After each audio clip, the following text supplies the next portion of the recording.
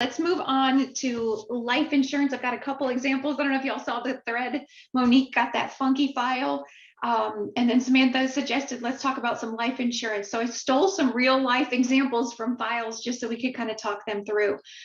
The first one is pretty straightforward. It's got a heck of a lot of information. I think that's what we ended up saying, like, whoa, that's a lot of information, but it's still not clear. So we needed some more information. So let's talk this through. A lot of our applicants and residents, if you ask them what the value of their life insurance policy is, the cash value, they're going to say it's $10,000. No, that's not what it's worth. What we're looking for is if they close the policy today, how much would they receive? The $10,000 is what their family would receive if they were to pass away. But it's very common. People get that confused very often. So you'll see a lot of your applicants listing, oh yeah, my life insurance is $10,000, which is not correct. So let's focus on this values section. And if y'all notice, there are several different values here. There's a cash value, then there's cash value of paid up additional insurance, there's a dividend, there's a total cash value, then there's some debt, and then a net cash value. If we or the property staff are rushing, we might just look at that first line and say, well, there's my value, and let's just run with it and put that on all of the documents. Be careful with these. Make sure you're looking through it. And if there is a net cash value, that's going to be your value on the tick. What this takes into account is there's all these, there's like a baseline cash value, and then they've paid up some additional insurance, so that gets lumped in too. And then down here, they probably took a loan out against the cash value.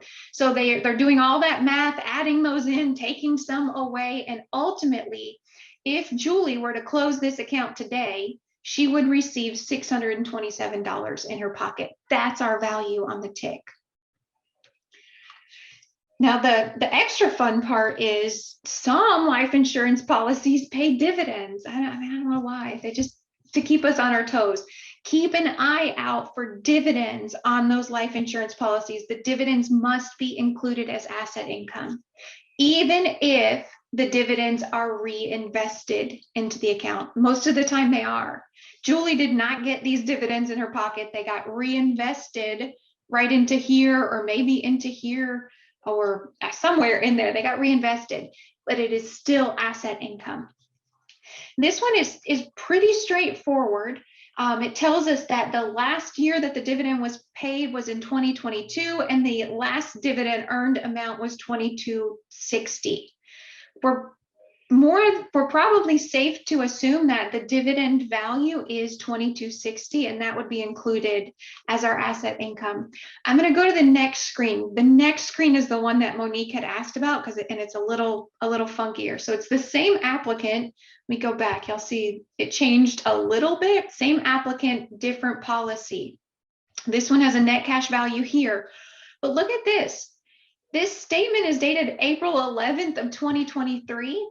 This one says that the year of the last dividend earned was 2023. I'm going to go back. The other one said 2022. 2022 ended, so I'm safe to assume that that's the total dividends paid for a year's time frame. But this one, back to the other one, 2023 hasn't ended. So what does this mean? Are these dividends just through April 11th and we need to annualize them? Or was that the full 12-month just paid in advance? So on this one, it's so crazy. It's same exact statements from the same company, two different policies, and we've got different verbiage on each of them. I don't know if y'all can see that difference there. So just, again, be careful, pay close attention to all the dates on those documents. We may need to annualize the dividend income.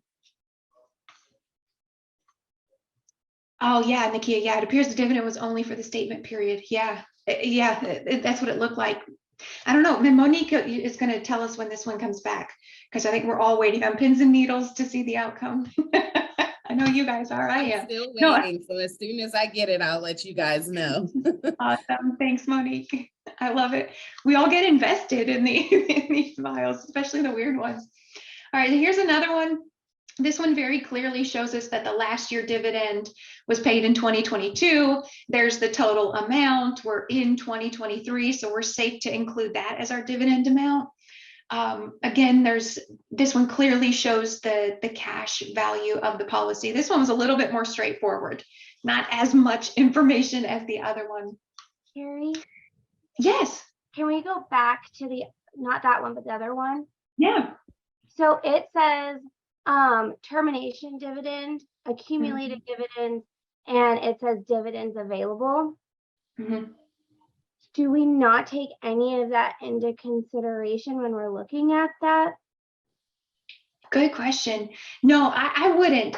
So to me, let's start here. The termination dividend is, I don't know why they would pay dividends upon termination. I think that that's the accumulated dividends. So if she's had the policy for 5 years, all of those dividends are getting reinvested. And when she cancels the policy, she gets the termination dividends at that time. So to me, the termination dividend is being added to the value, the cash value of the life insurance policy. And then the dividends available, I think that that's something that's the same, that maybe that's the dividends being totaled over the length of the policy. I feel comfortable not including those. Yeah, does that help, Sam? Little. And then the fun part will be like the next time we see one of these, it'll say something completely different on it. Awesome. All right, so another one here. This one is a little different. And this one's the opposite. Some of our other ones here, if we accidentally use the cash value, then it might be okay because we're accidentally using a higher amount. Truly, this is what should be used on the tick, which is a lot lower. This one's a little different because now the net surrender value is higher than the cash value. So on this one, we would want to use the net surrender value as our cash value. Net surrender value means when you close the account, here's what you would end up getting in your pocket. And it looks like there's, I don't know what causes that increase on this one, but we do want to include use the net surrender value. And then I've got one more here. Again, this one's the opposite. There's the cash value. Y'all, again, be careful. Don't just find that first line and use that as the value, because if you see here, the total net cash value is actually higher. What is happening on this one is there are some additions that get added on top of the standard cash value. So it actually makes the net cash value higher. So be careful with those life insurance policies. Make sure you're looking through each line and looking for those dividends as well. Have y'all ever seen, I can't find my file. I got too many things open. There we go. There we go. There it is. Have y'all seen these? Do y'all love these? Some of the life insurance companies won't provide current proof of the value. They just refuse. What they will provide is this little certificate guy that shows us, based on the year of the policy, here's the cash value. So for example, for this one, for years 1, 2, and 3, the policy has no value. The cash value of it is 0. But once we get to year 4, the policy is worth $31.14. In these files, we typically need something showing us when the policy was opened, or we can work based off of the issue age that tells us how long ago the policy was open. So for example, our applicant on this one, she was born in 1990. As of the effective date on the tick, she was 32 years old. When she opened this policy, she was 23 years old. So 32 minus 23 tells us that this policy is 9 years old, and we're going to use the value for 9 years, which would be this 323.10 figure. So these documents are okay. They are acceptable. It's going to be old. Look, this was prepared in 2013. If the property is sending you this, we can use this as proof of the value, the cash value of a life insurance policy.